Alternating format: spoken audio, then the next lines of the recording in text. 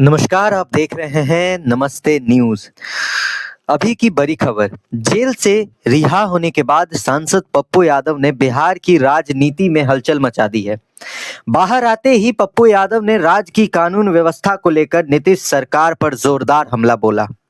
उन्होंने कहा कि बिहार में जिस सुशासन का दावा किया जाता है वो जमीनी हकीकत में दिखाई नहीं देता। उनके मुताबिक राज्य में अपराधियों का मनोबल बढ़ा हुआ है और आम जनता खुद को सुरक्षित महसूस नहीं कर पा रही। पप्पू यादव ने कहा कि पुलिस प्रशासन आम लोगों की सुरक्षा करने में नाकाम साबित हो रही है। उन्होंने हाल के आपराधिक मामलों का जिक्र करते हुए सरकार से जवाब मांगा है कि आखिर कब तक बिहार में अपराध इस तरह बढ़ता रहेगा। उनका आरोप है कि सरकार सिर्फ बयान नहीं देती, लेकिन जमीनी कार्रवाई का आरोप है कि सरकार सिर्फ बयान देती है लेकिन जमीनी कार्रवाई कमजोर है। उन्होंने खास तौर पर व्यवसायी गोपाल खेमका हत्याकांड का मुद्दा उठाया है। पप्पू यादव ने कहा कि इस मामले में कई बड़े और रसूखदार लोगों को बचाने की कोशिश की जा रही है। पप्पू यादव उन्होंने सवाल किया कि आखिर क्यों जांच की दिशा बदलती नजर आ रही है। उनके मुताबिक अगर निष्पक्ष जांच हो तो असली सच्चाई सामने आ सकती है।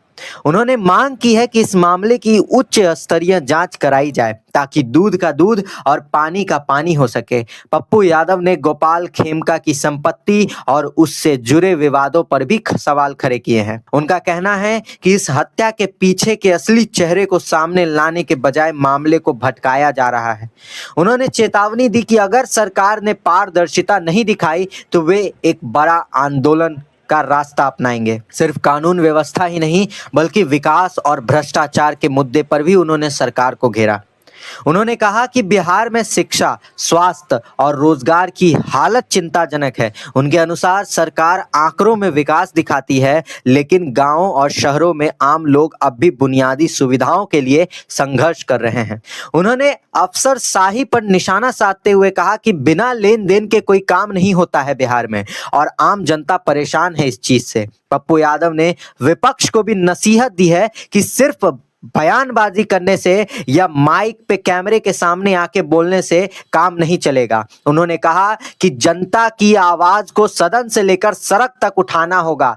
उन्होंने संकेत दिया है कि वे जल्द ही पूरे बिहार का दौरा करेंगे और लोगों से मिलेंगे, सरकार को घेरने की रणनीति बनाएंगे।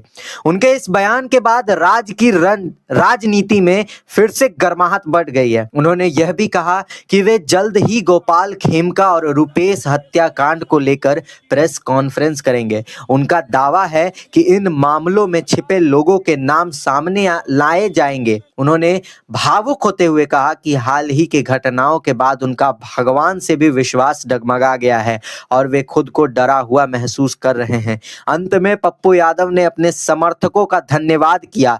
उन्होंने कहा कि जनता ही उनकी ताकत है और वे बिहार में न्याय और विकास के लिए अंतिम सांस तक लड़ते रहेंगे। उनके समर्थकों ने रिहाई के बाद जोरदार स्वागत किया है। धन्यवाद देता हूं। गलत तरीके से मेरे साथ कोशिश की गई और मुझे मरवाने की कोशिश की गई। अस्पताल के जो सुपरिटेंडेंट है, मैं उसका कॉल डिटेल निकलवाऊंगा। उन्होंने भी मरवाने की कोशिश की गई।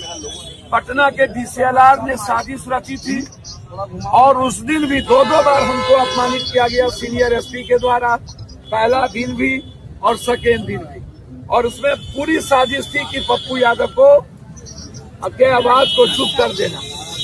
मैं पहली बार आज अब भगवान से और सच्चाई से मुझे विश्वास उठा। सच बोलना इतना तकलीफ दे होगा, भगवान